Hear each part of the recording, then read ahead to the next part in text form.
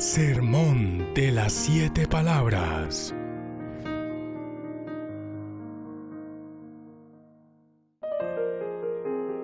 Primera palabra. Padre, perdónalos, porque no saben lo que hacen. Llegados al lugar de la calavera, lo crucificaron y junto a él a 2 individuos que habían condenado por diversos delitos. Y la vida de Jesús, que fue siempre de perdón y de amor, el que nos había invitado para que perdonáramos 70 veces 7, el que nos había invitado para que viéramos en el hermano la posibilidad del encuentro con Dios,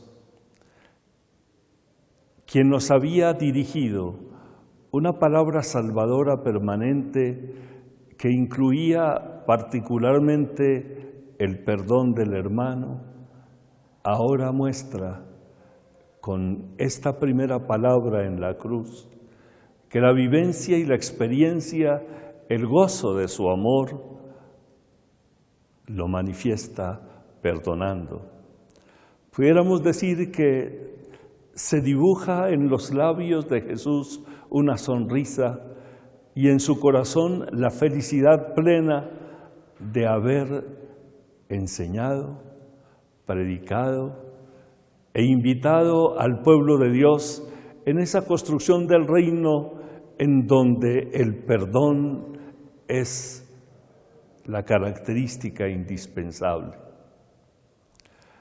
De tu garganta sale aquel grito de la primera palabra: Padre, perdónalos, porque no saben lo que hacen. Perdónalos. Resuena en el universo entero esta palabra. Sabes muy bien de todo lo que significa ese egoísmo humano, ese resentimiento que se anida en el corazón en más de una ocasión, esas diferencias que no tienen mucho fundamento, pero crecen en medio de las situaciones. Y entonces, hoy llegas al culmen de tu misión y no podía menos de manifestarse con esa palabra que en el corazón de los hombres resonaba como una realidad diferente, pero que se necesitaba. Reconciliar la humanidad, hacer posible el encuentro, hacer posible que Dios volviera al corazón de todos los hombres, hacer posible el gozo del perdón, es lo que tú ofreces como primera palabra desde la cruz. Señor Jesucristo, quisiera realmente llegar en este momento en la contemplación de esa verdad maravillosa de tu amor hecho perdón, de tu perdón como manifestación del amor más grandioso, de la revelación de un Dios que nos has contado es un Padre amoroso. Es el Padre que recibe al Hijo pródigo, que abre sus brazos, que invita para que se le sirva a ese Hijo que ha regresado a su casa. Es esta la realidad que hoy desde la cruz proclamas, suplicando al Padre Dios, porque en tu corazón de hombre y de Dios, porque has compartido la realidad humana durante todos estos 33 años, estamos invitados nosotros a oír de tu corazón exultante de plenitud, porque en ti esa palabra que nos has enseñado se volvió vida total, ese grito amoroso para que el Padre Dios nos perdone. Padre, perdónalos. Gracias, Señor, porque nos has perdonado. Gracias, Señor, porque invitas al Padre Dios y nos perdonas. Gracias, porque estamos contigo para vivir este camino de esas palabras sanadoras en la cruz. Primera palabra. Padre, perdónalos, porque no saben lo que hacen.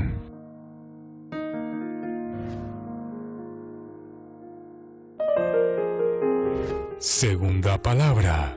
Yo te aseguro, hoy estarás conmigo en el paraíso.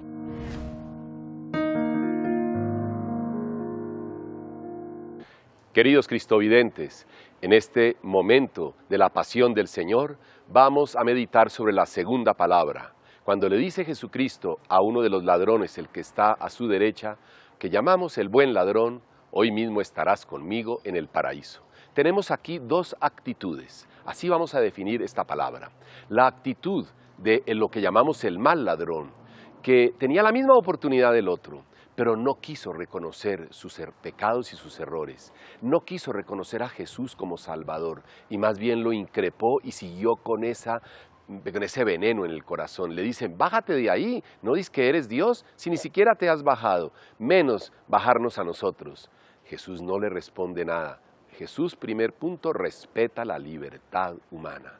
No lo presiona, no lo juzga, no lo tacha y no trata de obligarlo a la fuerza. Lo deja quieto. El mal ladrón voltea su cara, no mira más a Jesús, pierde de su horizonte a Jesucristo y no lo acepta como Salvador. Se queda enredado en todo este veneno, en toda esta escoria de su odio y rencor y su pecado.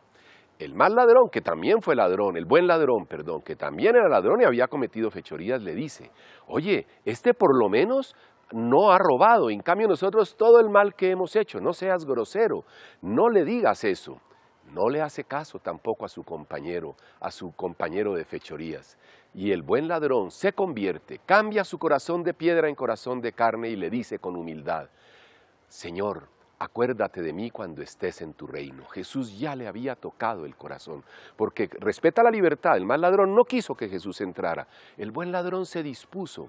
Sus actitudes fueron disponibles, humildes, inmediatamente. Cuando somos humildes, cuando aceptamos a Jesús, Él entra al corazón y sana las heridas y nos devuelve un nuevo corazón de carne, llano de piedra, y le dice, acuérdate de mí cuando estés en tu reino. Cambió el discurso, el tono, la inflexión de voz, la voluntad, la humildad. Y le responde Jesús, hoy mismo estarás conmigo en el paraíso. Qué respuesta tan contundente. Es la voluntad salvífica de Dios en Cristo que vino a morir por nosotros, dar su sangre divina y a resucitar por nosotros. Le devuelve la dignidad, le devuelve la vida eterna, le perdona su pecado. Es lo que realiza el bautismo en nosotros. El bautismo nos quita el pecado original, nos hace hijos de Dios con dignidad de hijos de Dios y nos hace entrar a la iglesia. Lo hace entrar, hoy mismo estarás conmigo en el paraíso, la iglesia triunfante. Dos actitudes totalmente contrarias, en antípodas, 180 grados diversas, soberbia, humildad. Increpar al otro tratando de culparlo, humildad reconociendo que es su falta y que él no merece nada, pero que por lo menos se acuerde de él. Jesús ante el mal ladrón no lo juzga, no lo condena, porque Jesús no condena. Cada uno de nosotros nos condenamos por nuestra libertad y Jesús la respeta. Al mal ladrón le respetó su libertad, no le dijo nada, lo dejó que se volteara con su cara de amargura y después de haberle brindado todas las posibilidades, respetó que no quiso. Él mismo quiso alejarse de Dios, él se condena. Y al buen ladrón que se deja tocar el corazón, le limpia las heridas del pecado, le devuelve la dignidad, la mansedumbre, la bondad, la ternura, la misericordia. Porque el pecado tiene una cara que es odio, rencor, traición, venganza, amargura. La gracia tiene otra cara, sencillez, bondad, misericordia, mansedumbre. Y lo vuelve tan humilde, le toca el corazón y le dice, acuérdate de mí. Como quien dice, no soy digno, pero que por lo menos te acuerdes de mí. ya le había tocado, ya se había enamorado de Jesús. Cristo videntes, enamorémonos de Jesús. Él nos enamora primero, Él nos toca, pero nunca nos obliga. Él quiere un corazón humilde, sencillo, contrito.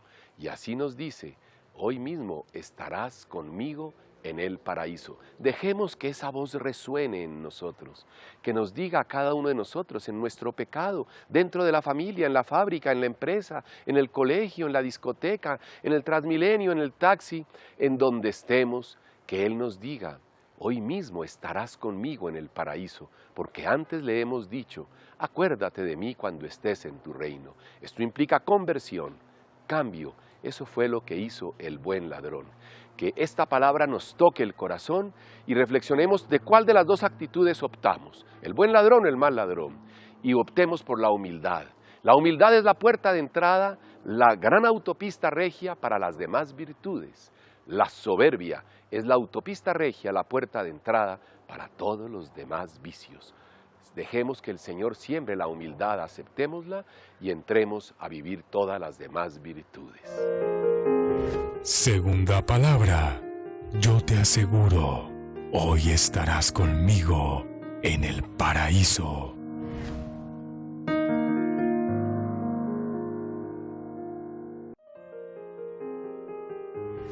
Sermón de las 7 palabras.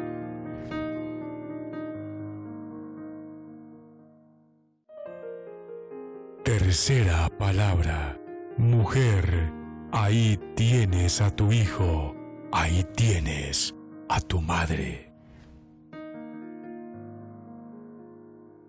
Tercera palabra del Señor en la cruz.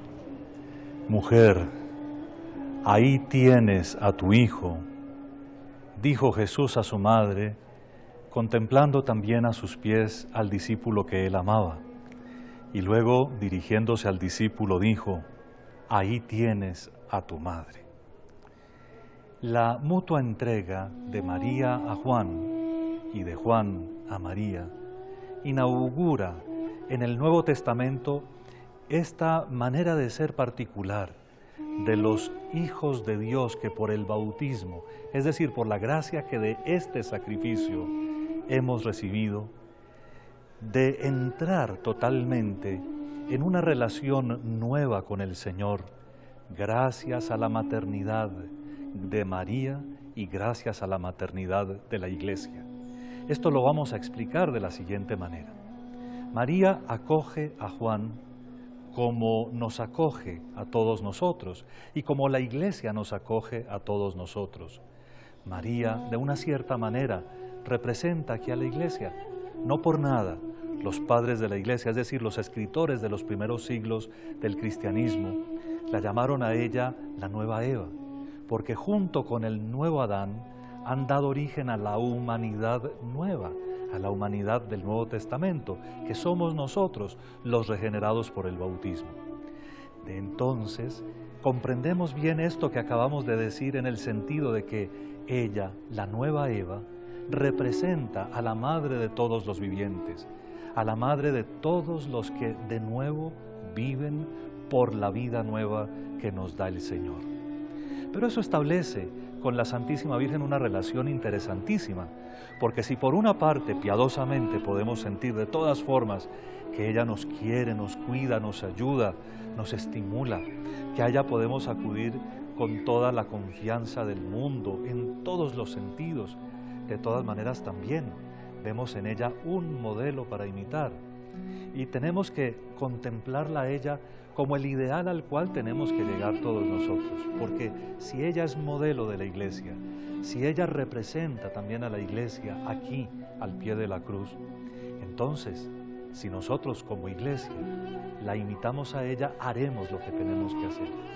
A ella le decimos Virgen y Madre, pues por el amor de Dios, busquemos cómo nosotros, tanto individual como colectivamente, nos vamos a parecer a ella, como Virgen, es decir, limpios de contagio, limpios del desorden, transparentes para el Señor, dedicados solo a Él, y Madre, por la fecundidad de quien ama, por la entrega total de quien es capaz de consagrarse día y noche a la obra, a la misión que el Señor nos encomienda.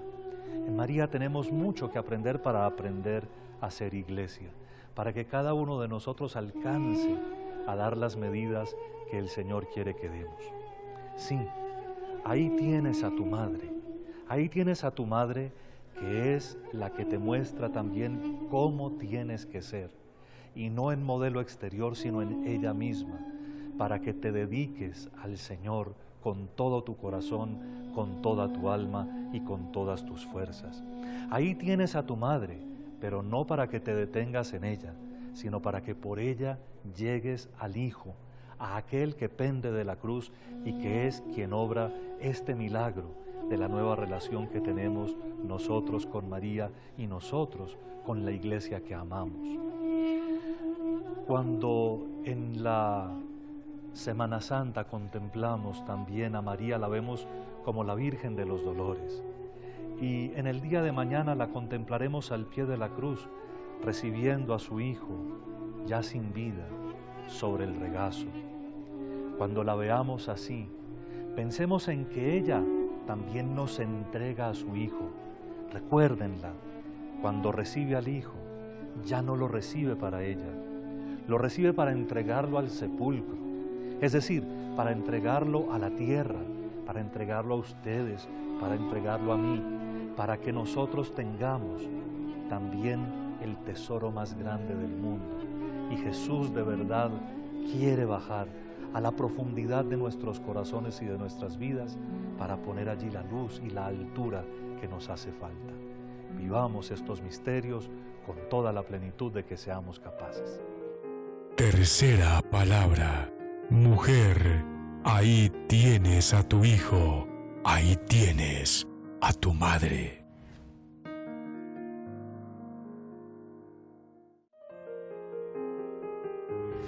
Sermón de las 7 palabras.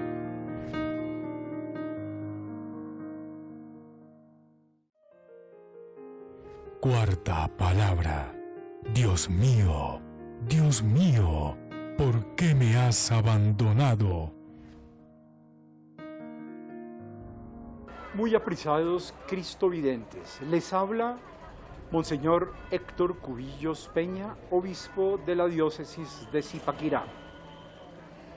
Contemplamos en este momento la cuarta palabra de Jesús en la cruz. Está tomada del Evangelio de San Mateo, en el capítulo 27, versículo 46, que dice así: hacia las 3 de la tarde, Jesús gritó con fuerte voz: Elí, Elí, lama sabactani, que quiere decir: Dios mío, ¿por qué me has abandonado? Esta palabra que Jesús en la cruz le dirige a su Padre del cielo es una exclamación que encontramos nosotros en el Salmo 22. Como en otras ocasiones, Jesús empleó frases, expresiones de los salmos para alimentar y para expresar su oración y su amor y su entrega a Dios Padre. Por eso entonces es la exclamación, la voz que Jesús, crucificado en medio del sufrimiento, dirige a su Padre experimentando el abandono. ¿Por qué me has abandonado? Podemos nosotros contemplar en esta expresión de Jesús ese abandono, el abandono de la soledad, el abandono de la limitación, el abandono en donde Jesús experimenta incluso que su Padre querido del cielo lo ha dejado. La soledad que experimenta Jesús en la cruz, la soledad interior, la soledad de su corazón, la soledad de su persona. Jesús, en ese momento de la cruz, se encuentra abandonado, lejos de todos, rechazado, calumniado, condenado, violentado, burlado, y además de todo esto que ya ha recibido en los momentos de la pasión, Jesús experimenta la soledad, la lejanía de su Padre del cielo. Nosotros no alcanzamos a percibir precisamente esa experiencia, esa sensación de soledad que Jesús tiene y experimenta en ese momento. Su Padre, el Padre a quien ama con todo su ser, con todo su corazón, a quien ha entregado toda su vida, en quien ha confiado, a quien ha obedecido, porque ha sido la razón de ser de su vida aquí en la tierra, de sus palabras, de su predicación, de sus caminatas, de sus obras milagrosas en bien de las gentes, de sus reacciones, de sus decisiones. Ese Padre del cielo, en quien Él ha puesto su confianza, siente que lo ha abandonado, que no está con Él en estos momentos decisivos de su vida aquí en la tierra, en medio del sufrimiento.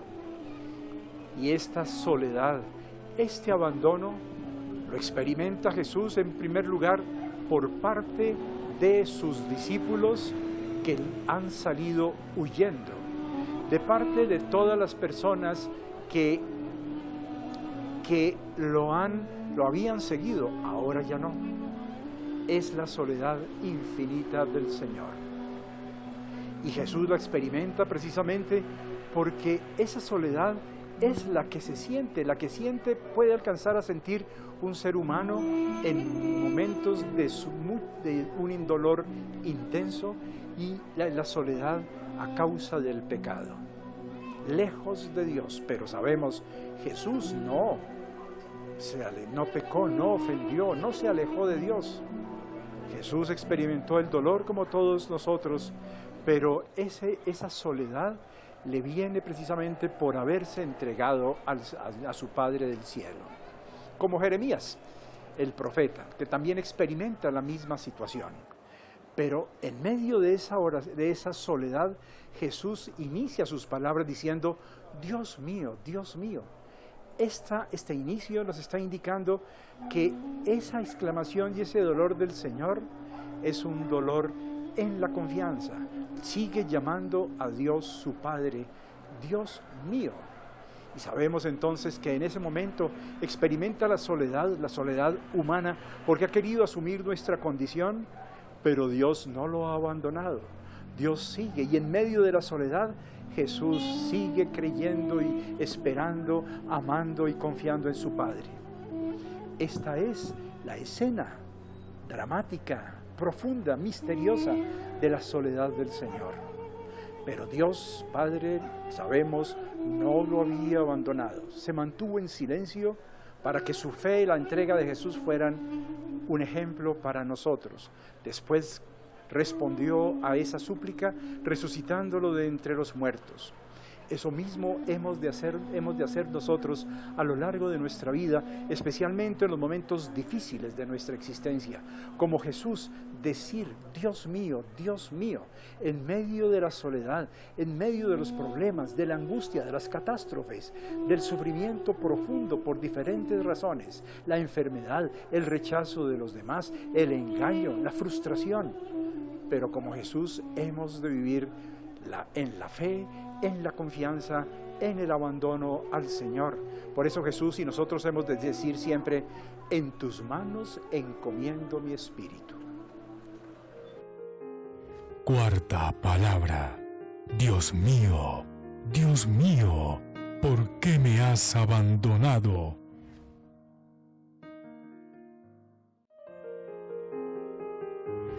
Sermón de las 7 palabras.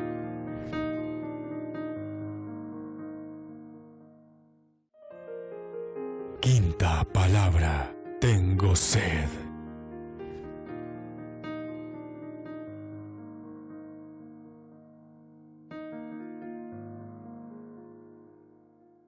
Quinta palabra del Evangelio según San Juan. Después, sabiendo que todo había terminado, para que se cumpliese la Escritura, Jesús dijo: «Tengo sed». Había allí un jarro lleno de vinagre. Empaparon una esponja en vinagre, la sujetaron a una caña y se la acercaron a la boca. Palabra del Señor. Tengo sed, una expresión del Señor Jesús, normal como ser humano que también fue, como verdadero hombre, porque no solamente es verdadero Dios, sino verdadero hombre. Pero en aquellas circunstancias, su sed era más profunda, era la de un crucificado, la de quien ha padecido dolores tremendos, la que ha ido derramando su propia sangre. Tengo sed. Santa Catalina de Siena nos decía, si bien la sed física es muy grande, indudablemente que siempre en nuestra vida habrá una sed todavía más grande. Es más, una sed ilimitada, es la sed espiritual. Todos nosotros llevamos en la vida esa sed, sed de felicidad, sed de plenitud, sed de una vida realmente verdadera. Ojalá todos nosotros entendiéramos que esa sed solamente la puede calmar nuestro Dios. Qué bien lo entendieron nuestros padres antiguos. En el Antiguo Testamento escuchamos nosotros el Salmo 43. Como busca la sierva corrientes de agua, así mi alma te busca a ti, oh Dios. Mi alma está sedienta de Dios, del Dios vivo. ¿Cuándo entraré a ver el rostro de Dios? Dios es la fuente de todo don perfecto, la fuente de la felicidad, la fuente de la plenitud, la fuente de la vida verdadera. Y por eso, cuando vamos por la vida buscando la felicidad, cuando vamos por la vida buscando el gozo, cuando vamos buscando el verdadero sentido de la vida, en el fondo a quien buscamos es a Jesucristo nuestro Señor.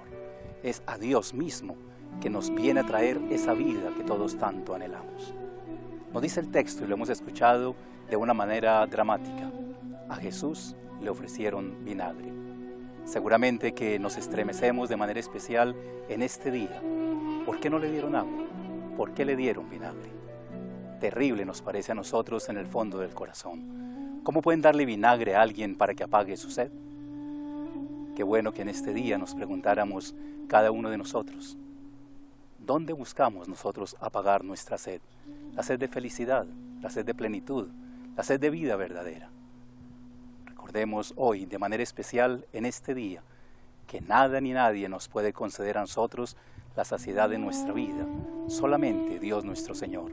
A Él tenemos que dirigirle nosotros nuestra vida y a Él tenemos que escucharlo. De manera especial, quisiera que escucháramos hoy en el texto del Evangelio de San Juan. Nos dice la palabra de Dios. El último día, el día más solemne de la fiesta, Jesús se puso en pie y exclamó: «Quien tenga sed, venga a mí, y beba quien cree en mí». Así dice la Escritura, de sus entrañas brotarán ríos de agua viva. Nos hace caer en cuenta la palabra de Dios. Solo Dios nos puede saciar nuestra sed, solo Él. Y a Él es el que tenemos que buscar cada día, en medio de las pruebas, en medio de las dificultades que a todos la vida nos presenta. Buscar a Dios sin cansarnos, sin fatigarnos. No aceptar otra cosa que nos den las demás personas, porque nada nos quitará la sed de nuestro corazón. Jesús ha llegado hasta el final de la vida, está en la cruz y aún sigue diciendo: tengo sed. Es el anhelo de cada ser humano que nunca se saciará, solamente en la eternidad, junto a nuestro Dios. No dejemos que nadie más nos distraiga de la fuente de agua viva. No dejemos que nada nos quite nuestra mirada de Jesucristo nuestro Señor. Solo Él le puede dar la saciedad a nuestra vida, solo puede llenar nuestra vida de todo lo que anhelamos. Y si esto es cierto, recordemos también que todos tenemos un gran compromiso. Tenemos que ayudar a saciar la sed de este mundo. ¿Qué le damos nosotros a las personas que se acercan a nosotros? ¿Nos contentamos con darles cosas materiales? Los padres a los hijos solamente le dan el alimento, la ropa o quizás el estudio. No olvidemos darle lo fundamental, a Dios nuestro Señor. A Él es a quien tenemos que entregarle a cada persona que Dios coloque en nuestra vida, porque solo Él saciará nuestra sed. Jesucristo al final de la vida mantuvo esa búsqueda del saciar su sed. Buscaba noche y día hasta la cruz, buscando al único que le puede saciar la sed. Y era indudablemente quien lo sostenía en medio de su angustia, en medio de sus limitaciones. Bendigamos a Dios por el ejemplo que nos da. Y el gran testimonio de Cristo. Dice: yo tengo sed, inmediatamente entrega su espíritu, para que nosotros no nos muramos de sed, para que ese espíritu nos acompañe cada día de nuestra vida. Que el Señor a todos nos acompañe, que Él en este día santo nos permita descubrir que de verdad solamente Él puede saciar la sed de nuestra vida y darle sentido a nuestra existencia. Quinta palabra: tengo sed.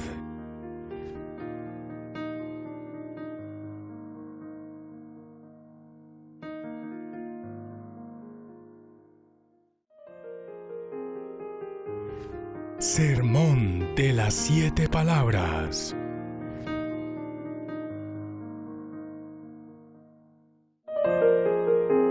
Sexta palabra: todo está cumplido.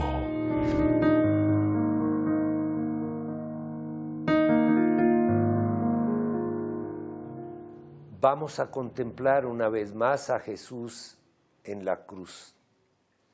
Ahí está el Señor crucificado después de haber sido traicionado, de haber sido capturado, de haber sido condenado injustamente a morir.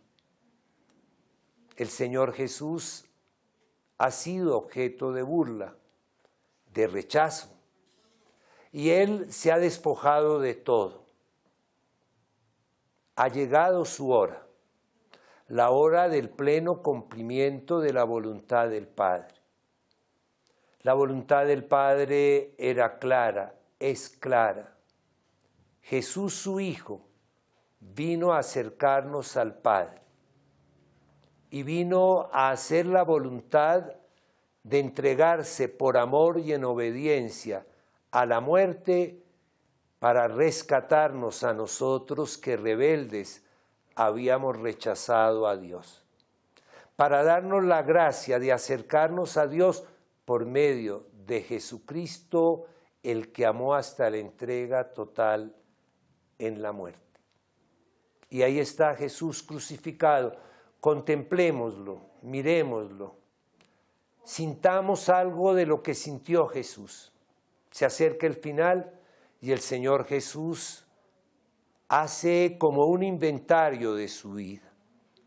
Debemos ser conscientes que al final de nuestra existencia, cada uno de nosotros debemos hacer un balance de lo que hemos hecho, de aquello que hemos dejado de hacer, de lo que hemos hecho bien y de aquello de lo cual tenemos que pedir perdón. Y el balance de Jesús es claro. Ha cumplido la voluntad del Padre. A pesar de nuestros rechazos, a pesar de nuestra concepción diferente de la vida, el Señor Jesús ha sido fiel. Nos ha enseñado quién es el Padre, cuán grande es el amor del Padre. Nos ha enseñado que el Padre quiere nuestra felicidad y nuestra libertad. Nos ha enseñado que al Padre hay que honrarlo en espíritu y en verdad. Y esto le ha causado animadversión y ha sido visto como peligro público y por eso lo han quitado de en medio. Y ahí está en la cruz rindiendo balance, dando cuentas al Padre de lo que ha sido su vida y su paso por el mundo. Por eso puede decir, todo está cumplido. He hecho lo que el Padre me ha pedido, me he acercado a los hombres, he vivido con ellos, he compartido su vida, he tratado de mostrar el rostro amable de Dios, he sentido la indiferencia, he sentido también la cercanía de algunos fieles. Y ahora estoy, próximo a la muerte, dispuesto a decir, Padre, lo he hecho como tú lo querías que lo hiciera. Por eso he cumplido tu voluntad y todo está consumado. Que también cada uno de nosotros pensemos en que tenemos en la vida una misión, cumplir la voluntad del Padre. ¿Qué me corresponde a mí hacer de acuerdo con los designios de Dios? Hay una respuesta que es para todos: amar. Nuestra vida es una vida que tiene sentido en el amor. No podemos quedarnos encerrados en el egoísmo, en pensar en nuestros propios intereses. Tenemos que abrirnos a los demás. De eso vamos a ser juzgados. Vengan benditos porque tuve hambre y me dieron de comer, o alejados de mí malditos porque estuve enfermo y no se preocuparon por mí. Que también nosotros nos dispongamos a nuestro informe final y podamos decir al Señor, con nuestras debilidades, con nuestras limitaciones, con nuestros pecados, pero Señor, hemos buscado hacer tu voluntad, y podemos decir al final, todo está consumado. Sexta palabra, todo está cumplido.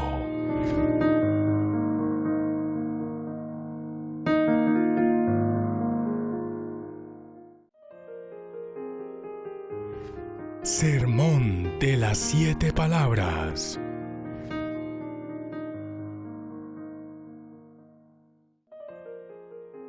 Séptima palabra. Padre, en tus manos encomiendo mi espíritu.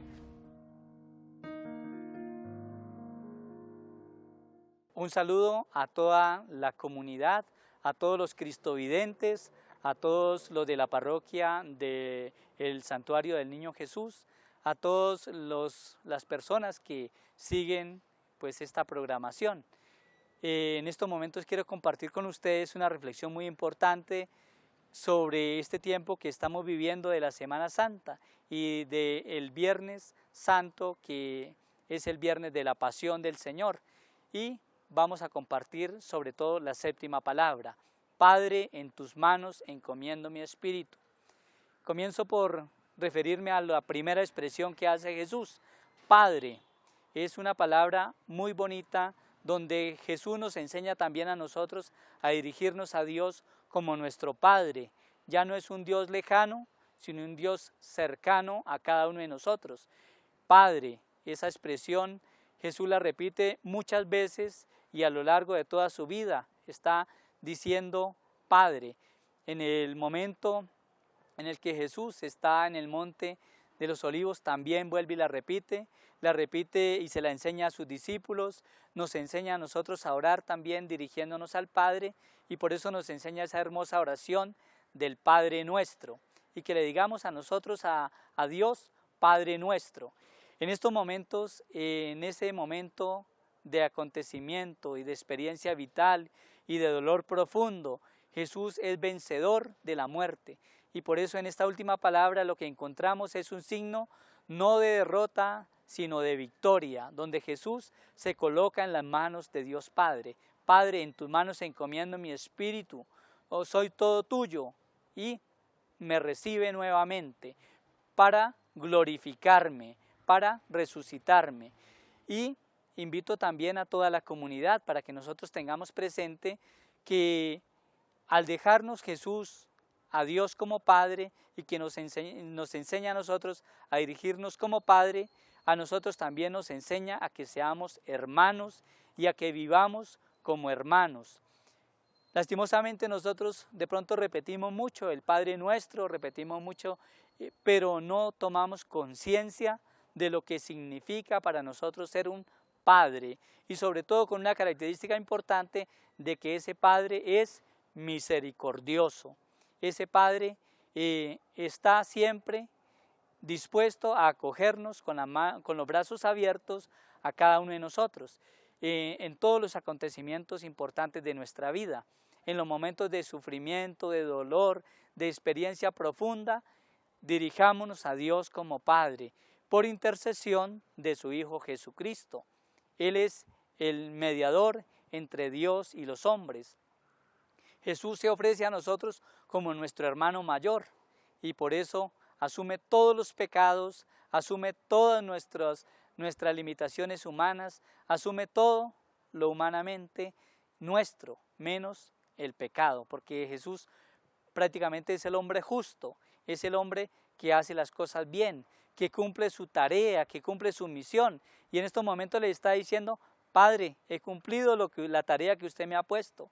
He venido a ser el Redentor del mundo. He venido y ahora vuelvo al Padre, vuelvo cumpliendo la misión de pasar de la muerte a la vida, de tener esos signos que son importantes y que todos los seres humanos experimentamos. Sentir profundamente la muerte, sentir el atropello humano. Jesús, que es prácticamente, diciéndolo así, a Jesús lo maltratan, lo atropellan, lo golpean, lo critican, lo juzgan y le hacen un juicio, y precisamente los que le hacen el juicio son los religiosos y los políticos de su tiempo. Esa religiosidad y esa política de su tiempo llevan a Jesús a la condenación como el peor criminal en la cruz. Miramos que en ese acontecimiento Jesús es nuestro Salvador y es el vencedor de la muerte, pasa por esa experiencia amarga de la cruz y que casi que no se reconoce, que no se sabe quién es, que es el más maltratado de la humanidad. Hoy nosotros debemos reconocer que como Jesús, muchos también son maltratados en la humanidad. Esa experiencia de maltrato, de sufrimiento, de dolor, de crueldad, no se ha acabado todavía, a pesar de que Jesús vino a darlo todo por nosotros. Es importante mirar la crueldad con que unas bombas químicas o unas armas químicas letales acaban con la vida de unos niños en Siria. Es importante mirar cómo todos estos países se han ensañado en violencia. Es importante mirar cómo Colombia ha sido actor de mucha violencia durante muchos años y cómo esa historia se cambia. Jesús, vencedor de la muerte, ese signo de cruz que es de muerte, se tiene que volver en signo de salvación y signo de no violencia. Los invito para que nosotros, con esta séptima palabra, entreguemos también todo en las manos de Dios Padre, diciendo: hemos hecho bien nuestra tarea. Para todos, un saludo importante y que todos podamos decir y repetir muchas veces esas palabras de Jesús. En tus manos encomiendo mi espíritu.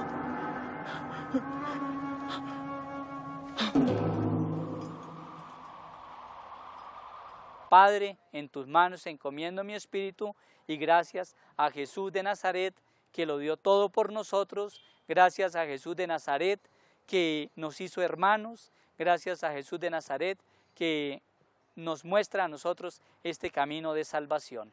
Para todos un saludo importante y que Dios nos bendiga. Séptima palabra. Padre, en tus manos encomiendo mi espíritu.